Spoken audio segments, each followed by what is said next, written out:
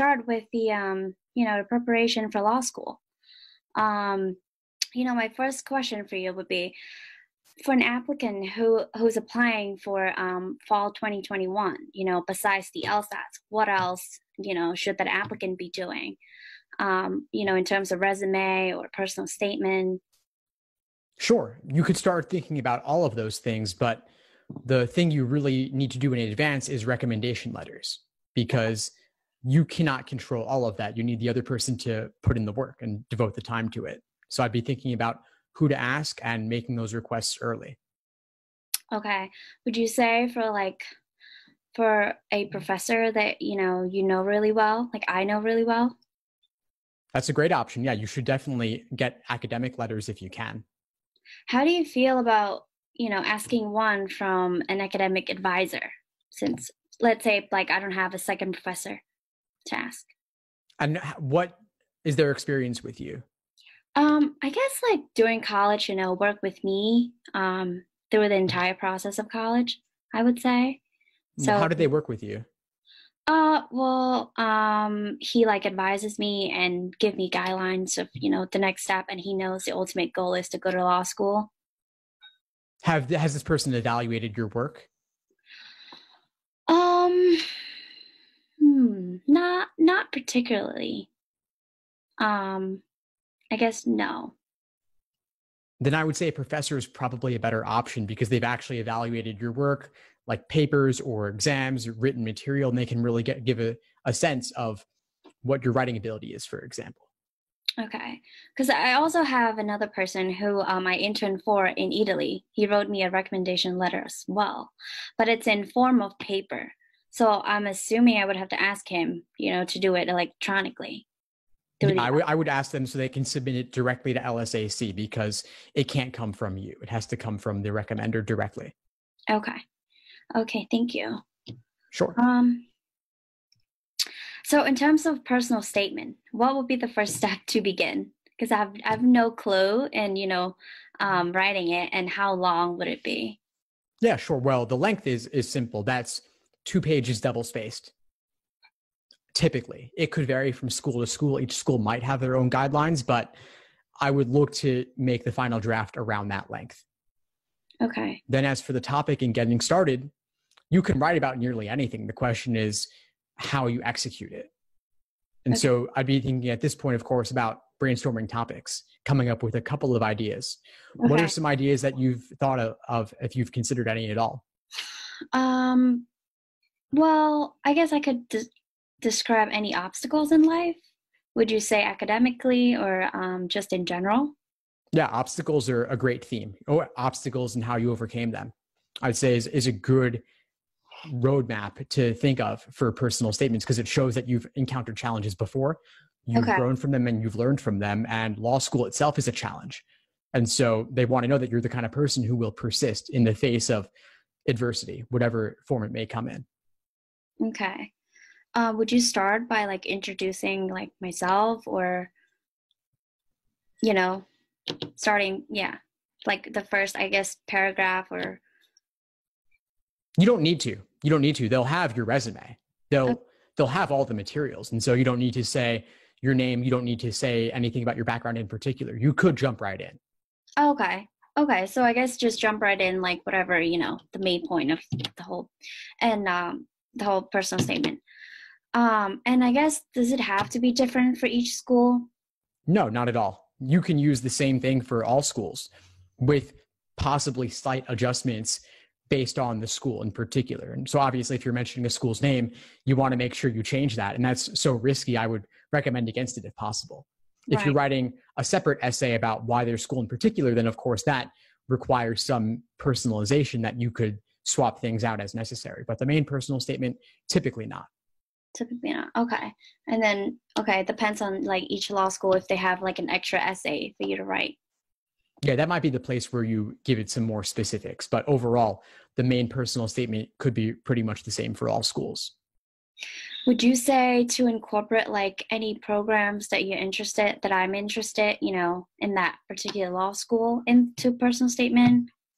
Yeah, you could mention that towards the end, or you could mention that all in a separate why their school in particular essay, where you talk about particular programs or clinics to show you've done the research and that you're a good fit for that program. Okay.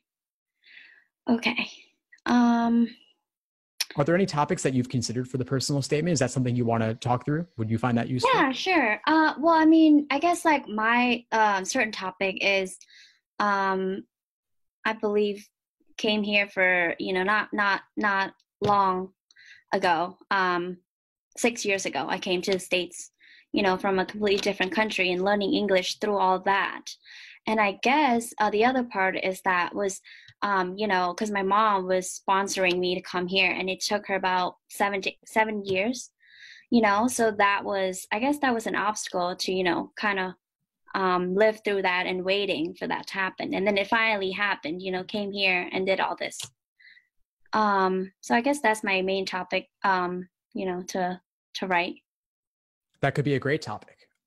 Out of what you said there, I would focus more on the learning English part, as well as your struggle, because you said it took your mom this long, that she was the one sponsoring you. You don't want to make it about her. And I find a lot of times folks will shift it from the personal to somebody else. So I'm not sure if you would have taken it in that direction otherwise, but I just want to make sure to flag that as a potential area you could go off track. So instead, keep it on your end. So when you were not in the US yet, what was happening for you as you waited, and maybe there were some ups and downs. Maybe you thought you were closer and then you were actually further away. So some back and forth there, and what you were doing on your end in the meantime. And then also what happened after you arrived in the US, additional struggles you may have faced.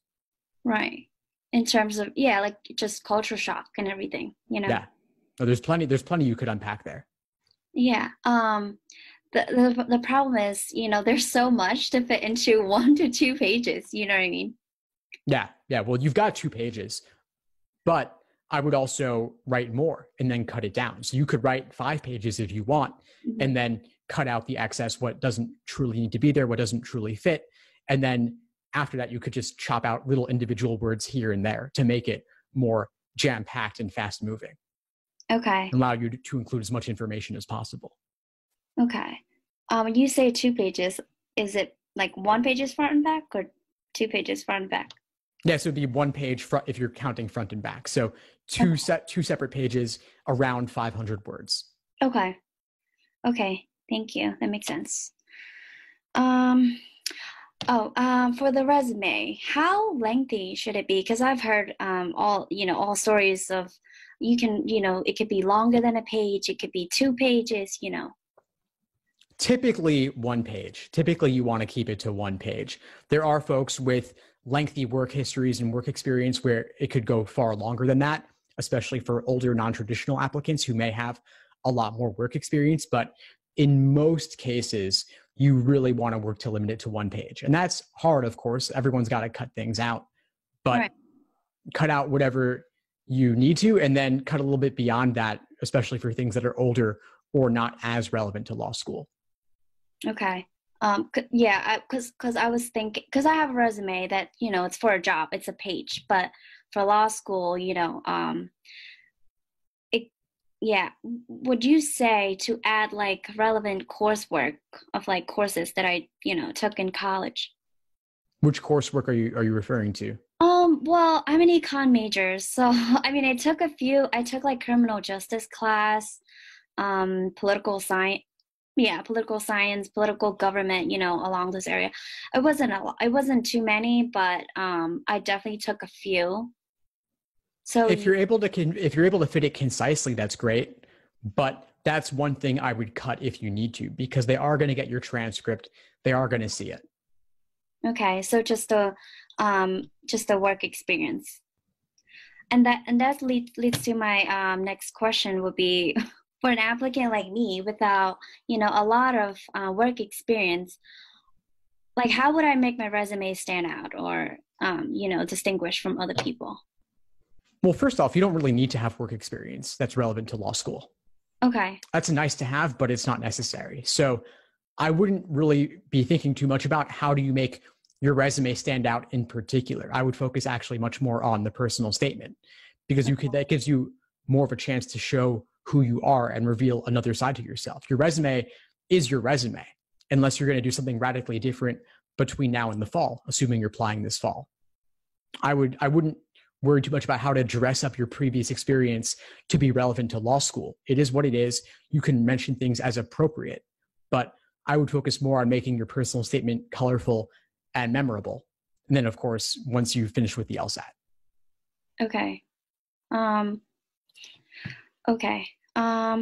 Because I mean, I've heard other, people saying how, law school doesn't like it if you're doing nothing, except studying for the LSAT, let's say, which is right now what I'm doing, So I was thinking to either find a job after the LSAT, right, before I start law school next year, hopefully if I get in. Yeah, of course. So, okay. Well, once you're done with the LSAT, if you want to get a job and you have the time, then certainly that's a good thing to do if you're able. I think they'll also be particularly understanding this year, given COVID-19, that the job market's so difficult, the economy is rough, that a lot of folks will be out of work through no fault of their own, and they'll be understanding of that. So that's not a reason to not try, but if you're not able to find a job that makes sense for you, I wouldn't worry too much about it. Okay, thank you. Of course. Feel free to reach out and send me a rough draft after you've written one. I'd be happy to take a look. Thank you. Okay. Of course. Before we sign off, what would you say is the biggest insight you got from our call today? Well, from our call today, definitely give me the right direction, in preparation for law school besides LSAT, on personal statement and definitely resume. So thank you. My pleasure. Keep in touch and I'll see you in class soon. All right. Thank you for everything. Thanks for tuning into the show. Please subscribe if you haven't done so already to be notified of new episodes as I release them. And feel free to reach out if you need anything at all as you move forward with your prep. I'm happy to help however I can. In the meantime, I'll wish you all the best and take care.